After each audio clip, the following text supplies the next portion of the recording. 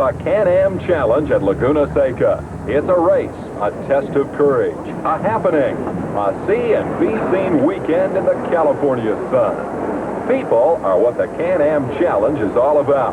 Racing people, all kinds and sizes and shapes of people, gathered here in the Northern California hillsides to see the stars for sure, but also to share in the fun themselves, to perhaps live out a Walter Mitty race car fantasy, to show their heels to the field and take an imaginary checkered flag en route to a fantasy championship.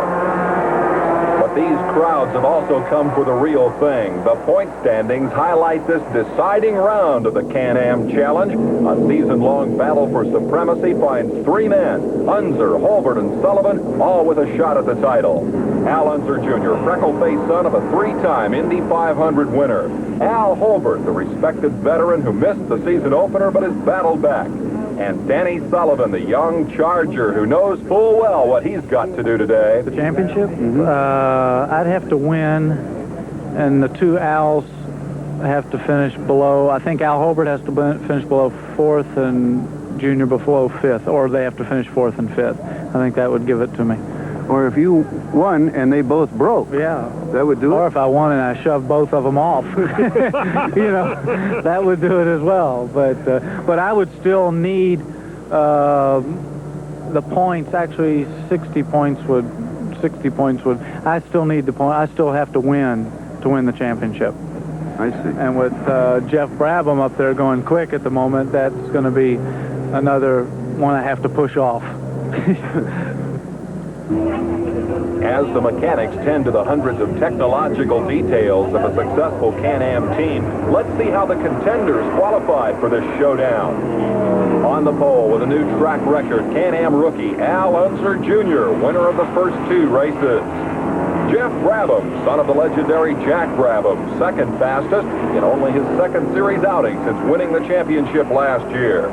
Third spot to Sullivan in his Paul Newman-owned, Budweiser-sponsored March, winner of the series round at Las Vegas, Nevada. And starting fourth, Al Holbert, whose clutch victory at Riverside, California a week ago kept alive his title hopes. This automotive engineer from Warrington, Pennsylvania, offers his analysis of the Laguna Seca track. It's very fast. The average speed is around 8-9 miles an hour slower than Riverside. It's constant high speed, except there's one problem with this racetrack, and that is very difficult to pass on. It's the most difficult racetrack we run on to pass on because there is no straightaway. There's absolutely no straightaway anywhere, and it's even the fastest parts of the race course have squiggles in them, and if a guy doesn't want to let you by, you're not going to get by. And just up pit road, young Unser talks shop with Dan Gurney, whose Indy car he'll drive next season. Al Unser, is there any single key to beating Al Holbert? Oh, the only way really is to be able to outwork him and you know, have my car running better than his. Al's really a professional driver, and he's a hard driver, and you know, it all comes down to how well the car is working. And of course, it has all come down to this one race shootout for the championship. All year, the contenders have battled for the right to simply be here today, to roll the dice against the best in the business and see whose number comes up. In the midst of overwhelming pressure, they gird themselves for battle. Among the crowd favorites today, Jim Crawford, whose small engine car, converted from Formula One, has seen instant success this season. The challenger, Holbert, is ready. Sullivan, the Charger, also prepared. The leader, Unser, sits on the pole. The pace car in position, and we're moments away from the final round of the Can-Am Challenge. Raceway, Monterey, California, scene of the final round of the 1982 Can-Am Challenge. The pace car pulls away. The field prepares to move off on a scheduled 66-lap, 125-mile battle to decide the championship. This 9-turn course will be a stern test for the field, which lines up like this for the series finale. Remember that point leader Unser, Holbert, and Sullivan are the contenders. Sullivan must win the race to win the title, while Holbert must outpoint Unser today if he is to take the crown. Myrtle Roos has already clinched the championship in Can-Am's under 2-liter division, and he says that for the courageous, Laguna Seca is a flat-out test of skill. Oh yeah, it's very fast, and corner 1 and 2 is flat-out corners if you're tough and if you have a good car, but it's really difficult to go flat-out, so there you have to fight yourself all the time in order to keep the gas pedal to the floor. And then we have the corkscrew, which is an exceptional difficult corner, unusual corner. It falls off right down, and it's a very fast circuit. How's this track for passing, Bertle?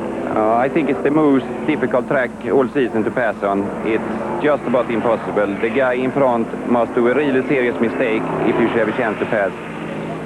With Unser and Brabham in the front row, Sullivan and Holbert close behind. The field funnels through turn 9, awaiting that flicker of green, and the Can-Am Challenge is on.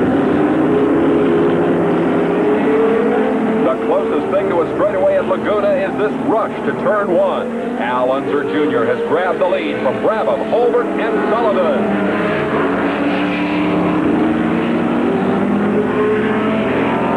Quartet with the field in tow stream through turn 2 and begin the ascent toward that perilous corkscrew bend that waits at the top of the hill.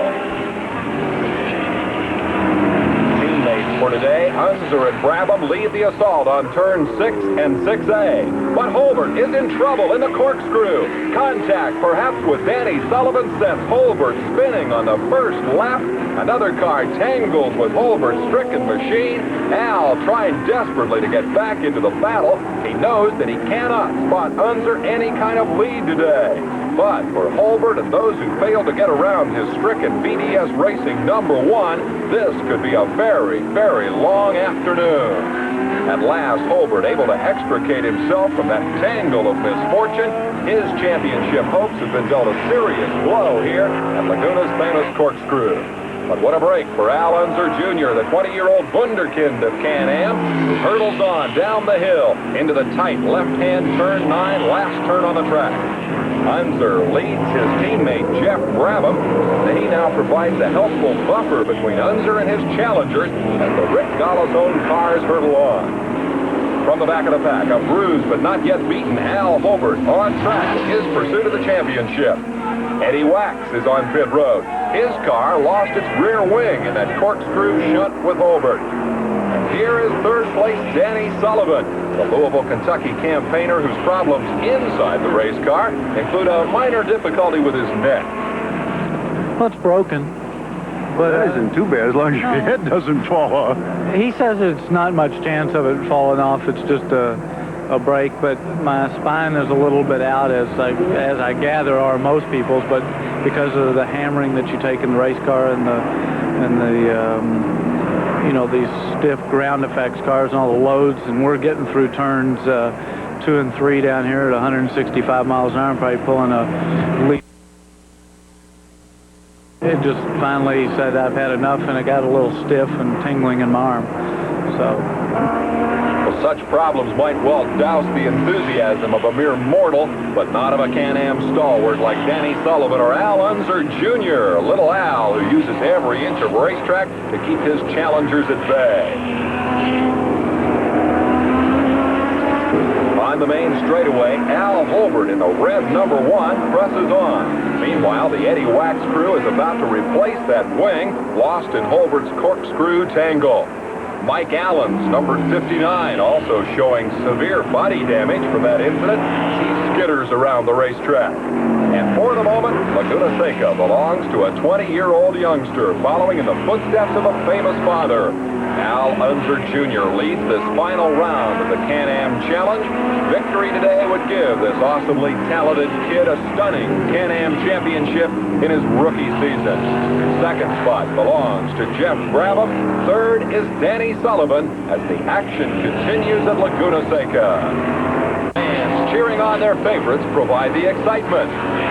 The backdrop is one of the most beautiful in all of motorsports, Laguna Seca Raceway on California's Monterey coast.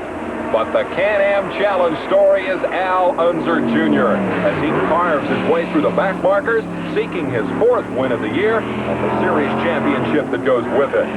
Now there's trouble at the exit of the corkscrew. That's Bertil Roos smoking, apparently done for the day. The David versus Goliath champion of the under 2-liter division has blown up an engine. Of course, the prospect of mechanical failure also weighs most heavily on the mind of young Unser. He crashed hard in morning practice. His crew frantically rebuilt his machine for this afternoon's race. Were all the gremlins found? Did all the bolts get tightened in that rush? And as Al Unser Jr. leads Jeff Brabham and Danny Sullivan, do such thoughts prey on his young mind? And what of Jim Crawford, whose mid-season arrival on the Can-Am scene has been a breath of fresh air? Crawford's car is known as a Formula One conversion, the type of machine in which Jim runs for the British Formula One Championship. In 3 Can-Am Series starts, Crawford has earned 3 top 5 finishes. That success has sparked great interest in this type machine as a Can-Am weapon of the future. In fact, series officials will change next year's rules governing 3-liter cars like this in order to encourage their participation in the series. Also coming back next year, Bertil Roos, the fiery king of the under 2-liter division, who hopes to defend that crown in a better race car. And a little more modern from the 2 car. You know, my car I've driven this year is the 78 model. And there is better cars around, and I shall try to get a little better car for next year because the competition is for sure going to be much stiffer. Back on the track, there's trouble in turn 2. That's Mike Freeberg's Lola going into the retaining wall. The strain of a long race and a long season now beginning to take a toll. Freeberg limps away from the scene of that misfortune. The left rear tire on his machine is flat.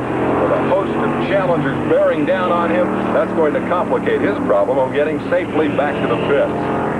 Those pits, meanwhile, are where the action is. The grimly determined Al Holbert, a lap down to race leader Unser, brings in the BDS-1 needing very quick service, and indeed, Holbert gets just that. A marvelous stop. Al back out quickly. His fate title hopes are still alive. Now, Danny Sullivan is in, the 3rd-place car, also on pit road. And here comes the leader, Al Unser Jr., in for service. This will be the key pit stop. Little Al needs very much to get in and out quickly and without incident. Slick and very professional, the Gallus Racing crew works its magic.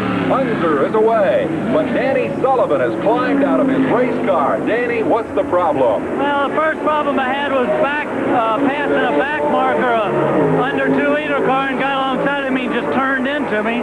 And I drug him about halfway down the straight and bent a steering arm. But we were still looking okay. Came in and made our pit stop and changed the tire and got back out, and we're running 3rd. And coming out of the corkscrew, the suspension collapsed. Oh, really? Left front suspension. So that was that. It looked like Al Holbert had trouble too on it. Well, that was me. I thought I could pass him in a spot, and I went for it, and I didn't have quite enough, and he turned in. I tapped him and spun him around. So the flamboyant Sullivan's pre-race words about pushing his rivals off the track proved prophetic. Meanwhile, Sullivan's own downfall has removed another obstacle from the championship path of Al Unser Jr., a remarkably mature 20-year-old who certainly seems to understand what winning championships is all about. It takes money, of course. I think it takes a real good crew and a real good driver. You know, you have to work as a team. I know on our team, no one man is bigger than the team. You know, the car owner Rick really preaches that, and you know, we're like a football team. In order for the car to really go fast on the racetrack, everybody has to do their job the best they can. I'm just a small part of what really goes on. I guess I'm just the final touches in the whole process. But all is not rosy for the Roman Wheels camp. Unser's teammate Jeff Brabham has a problem. He's blown the right front tire. A new wheel set to go into place, but removing the old rubber only reveals the extent of damage to the car's suspension. Brabham begins to unbuckle, he'll climb out of the car and become the day's second front runner to retire. Without his teammate, Unser now stands alone in his championship quest. He must stand off Al Holbert, who has charged into second place with Brabham's retirement. The Can-Am Challenge will go to the wire.